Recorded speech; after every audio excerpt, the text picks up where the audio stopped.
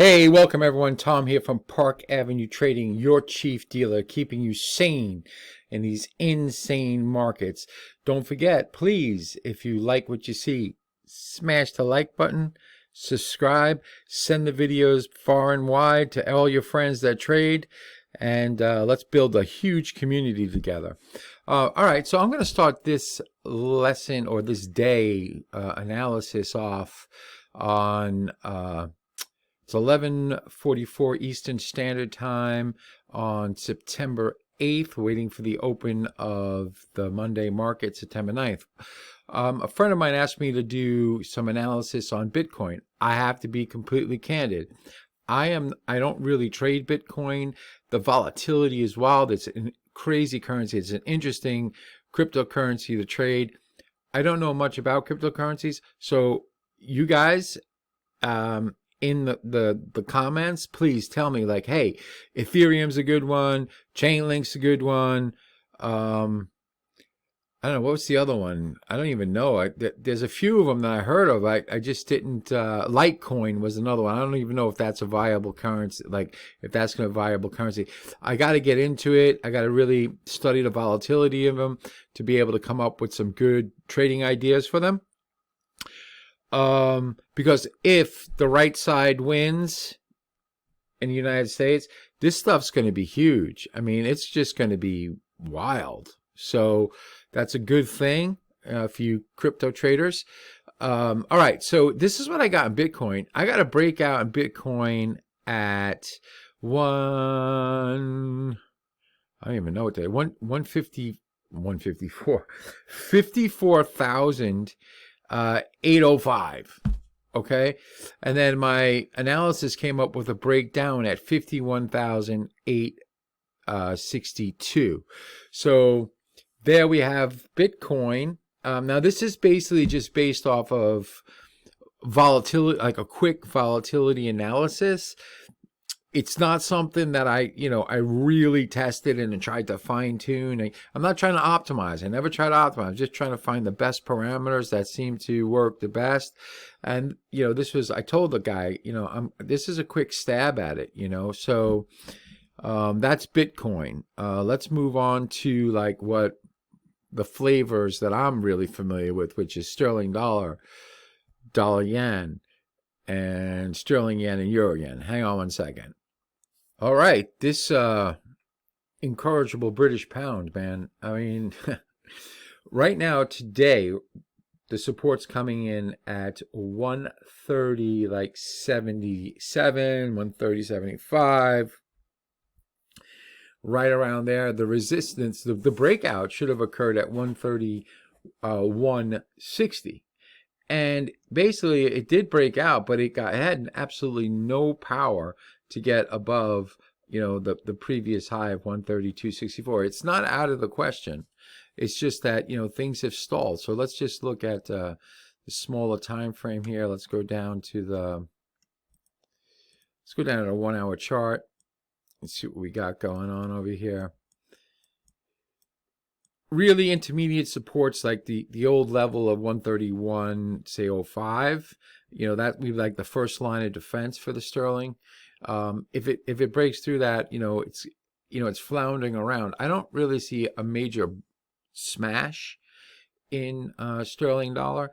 It's all dollar yen, and we're gonna get into that in a second. And the sterling yen is being run by the dollar yen as well, because sterling has basically been trapped, and it's a trade basically. I did buy this. I told you I bought 50s, stopped at 131.44, because that's how much.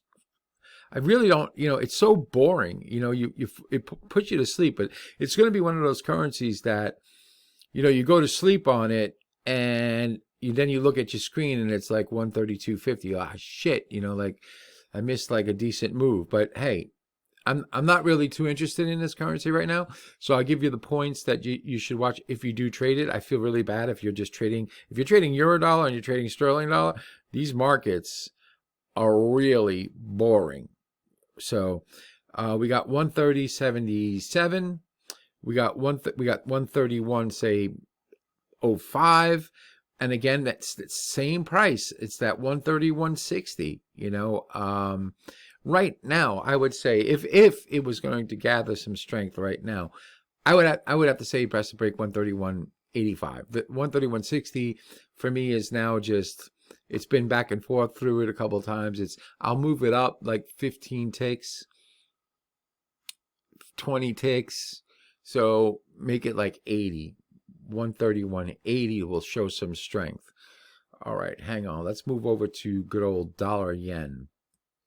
Okay, dollar yen, since this is the one that's been whipping around, the analysis for this trading session is, in order to show some strength, it needs to get above 142, say 60, 142.55, 142.60, okay? Where could it go? If it breaks that, then we're going to have resistance at 145.20. So that's a little bit, wait, that's the yeah, 145.20. How can I come, wait a second here. Wait, scratch that. That's the ultimate, that's a long term. That's a longer term resistance is 145.20. Short term is 143.90. So 142.59, next level of resistance, it could possibly trade to 143.90. If it breaks below 141.93, actually, I would say if it breaks below, say, 141.68, I would go 141.68. That's a safer level. Then this thing's going to 140.70. So there's the short-term points in dollar yen right there. And let's move on to good old, that wild currency, sterling yen. Okay, sterling yen. And now, the appetite for the yen, as we've been saying the past few days, week or so, has been that the marketplace is looking to buy yen against the Europeans and the US dollar. Okay, it has not changed. We're in a downward kind of leg of the major uptrend that we had, and it had some violent moves back and forth, but we got to stick with what the marketplace has been doing. The marketplace has been selling off, but that doesn't mean we just go blindly sell it. Like, we look for strategic points to get in with lowest risk possible. Now, had some really great trades in this today. 187.13 is the short-term resistance. If it can get above 187.13 and then the queen confirms, most likely we're going back in sterling yen to wow, it's amazing. The volatility has been so crazy that 187, then the next level is 188.06. 188.06. Where is that bad boy? 188. It's like right in here, right in this consolidation area. 188.06. That would be a new look to try to get a short in, but don't just go sell it. Watch the price action. It's the most important thing to do, is watch the price action. If we break below 186.31, close below it, and then there's probably going to be another push to 186.31. Let's see. Again, I mean, I'm looking at my volatility sheets and like, what the fuck? And it's like there is wow, 184.47, 184.47, 184.50.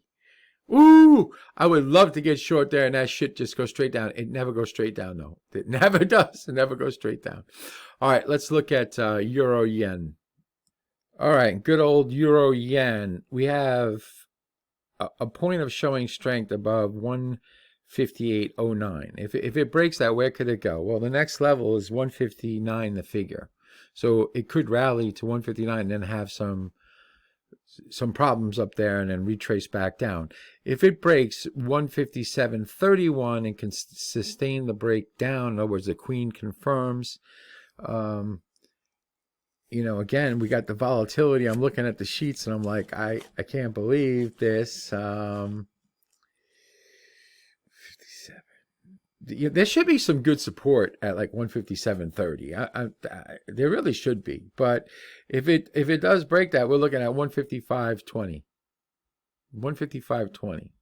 And you know, again, you know, I know it's wide, but I mean, the marketplace has been moving like that. So, you know, that's just the way it is. All right, so I'll leave you with that analysis. If I have any updates, you know, I'll post an update for you.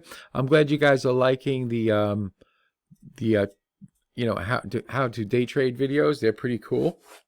I'm gonna release them every weekend because I need content to put up. All right, and you know, usually during the week I put up these videos for analysis. But hey, head on over to Park Avenue Trading. Get yourself a free ebook. Okay, like and subscribe. Share the videos far and wide, and I'll see you on the next update. And enjoy the party, but dance near the door. Cheers.